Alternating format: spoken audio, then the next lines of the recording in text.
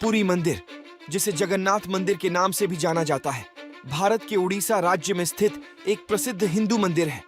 यह मंदिर प्रभु जगन्नाथ और उनके भाई बलभद्र और बहन सुभद्रा को समर्पित है।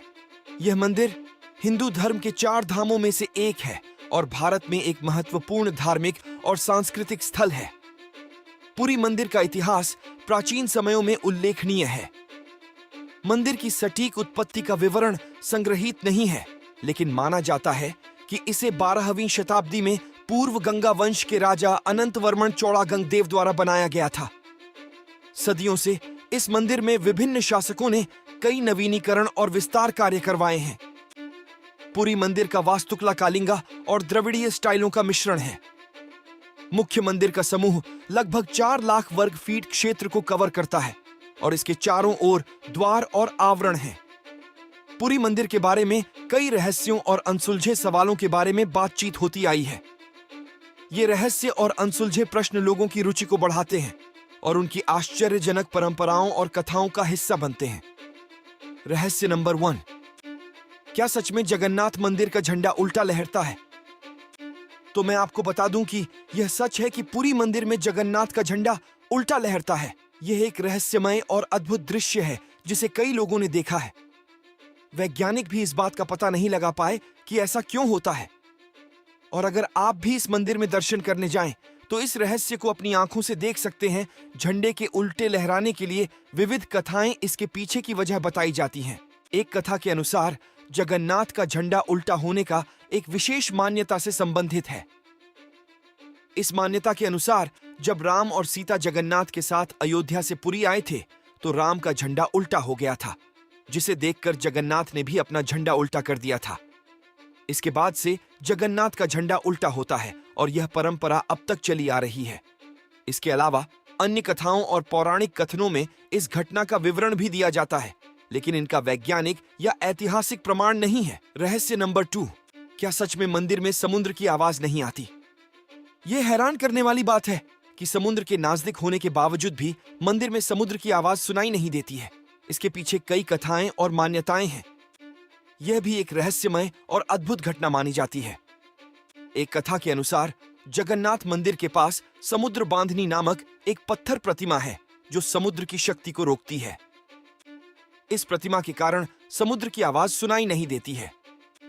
वही एक अन्य कथा के अनुसार यह दावा किया जाता है कि मंदिर के निकट स्थित महालक्ष्मी मंदिर में विशेष रूप से एक प्रकाश स्तंभ है जो समुद्र की आवाज को रोकता है।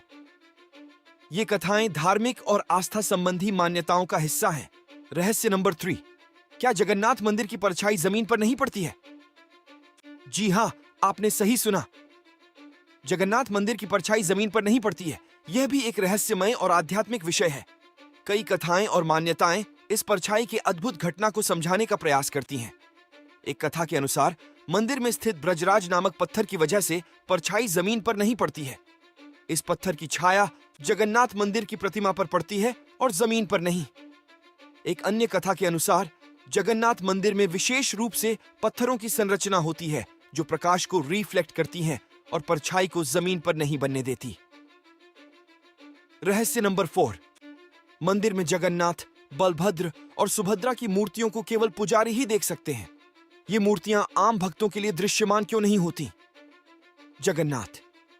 मंदिर में जगन्नाथ, बलभद्र और सुभद्रा की मूर्तियों को केवल पुजारियों द्वारा देखा जा सकता है और इन मूर्तियों को साधारण भक्तों के लिए दृश्यमान नहीं बनाया जाता है। इसके पीछे विभिन्न मान्यताओं और विधियों से संबंधित है। जगन्नाथ मंदिर में यह मान्यता है कि जगन्नाथ, बलभद्र और सुभद्रा की मूर्तियां इतनी परम पवित्र होती हैं कि उनका दर्शन करने के लिए तत्परता और प्रीति वाले पुजारियों की आवश्यकता होती है और आम मनुष्य इन चीजों को देख के विचलित हो सकता है। यही कारण है कि ये मूर्तियां आम लोगों के लिए दर्शनीय मन नहीं है।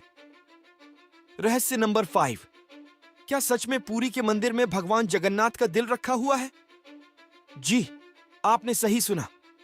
पुरी मंदिर में भगवान विष्णु का दिल रखा हुआ है। पुरी मंदिर में प्रधानतः जगन्नाथ भगवान की मूर्ति होती है जो भगवान विष्णु का एक अवतार माने जाते हैं।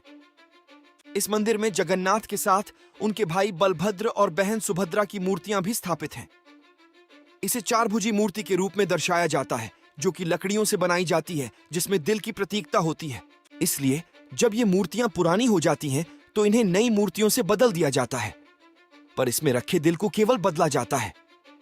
जब मंदिर में मूर्तियों को बदला जाता है तब पूरे शहर की रोशनी काट दी जाती है ताकि कोई भी इस प्रक्रिया को देख न पाए, और अगर किसी ने इस गलती से इसे देख लिया हो तो वह अपना होश खो सकता है। कई लोगों का यह भी मानना है कि ये दिल हर रथ यात्रा के बाद जगन्नाथ की मूर्ति में ट्रांसफर की जाती है। यह वैदिक या पौराणिक प्रमाण द्वारा समर्थित होती है।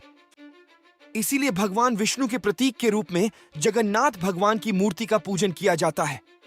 और अब आखिरी बार हम ये समझने की कोशिश करेंगे कि पुरी में रथ यात्रा क्यों निकली जाती है। यह संभव है कि आज से पहले अपने इस मंदिर के चमत्कार के बारे में नहीं भी सुना हो, पर यह जरूर सुना होगा कि पुरी में रथ यात्रा निकलती है।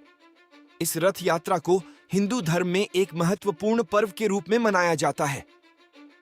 इसे पुरी मंदिर में हर साल जगन्नाथ, बलभद्र और सुभद्रा की मूर्तियों के रथ को मंदिर से निकालने के बाद किया जाता है।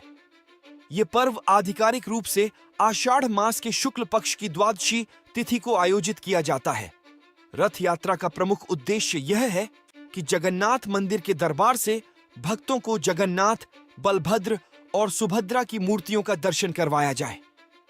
इसके दौरान उन्हें मंदिर के प्रांगण में स्थानांतरित किया जाता है और उन्हें श्रद्धा और भक्ति के साथ रथ पर सवार कर मंदिर के आसपास निकला जाता है। इस रथ यात्रा को लाखों लोग देखने आते हैं और इसे धार्मिक उत्सव के रूप में मनाने के साथ साथ सांस्कृतिक और परंपरागत महत्व दिया जाता है। रथ यात्रा का आयोजन जगन्नाथ की मान्यताओं, पौराणिक कथाओं और भक्ति के परिप्रेक्ष्य में किया जाता है। इसे भगवान जगन्नाथ की अनुग्रह और आशीर्वाद की प्रतीकता माना जाता है और लोगों को एकता, शांति और सामरस्य का संदेश देने का भी एक अवसर प्रदान करने के रूप में भी देखा जाता है। तो ये कुछ जगन्नाथ मंदिर से संबंधित रहस्य और उनके जवाब। आशा है कि आपको वीडियो अच्छी लगी होगी। अगर आपको हमारा वीडियो अच्छा लगा हो तो चैनल को लाइक और सब्सक्राइब करना ना भूलें। हम नए वीडियो लेके आते रहेंगे। देखने के लिए धन्यवाद। जय हिंद।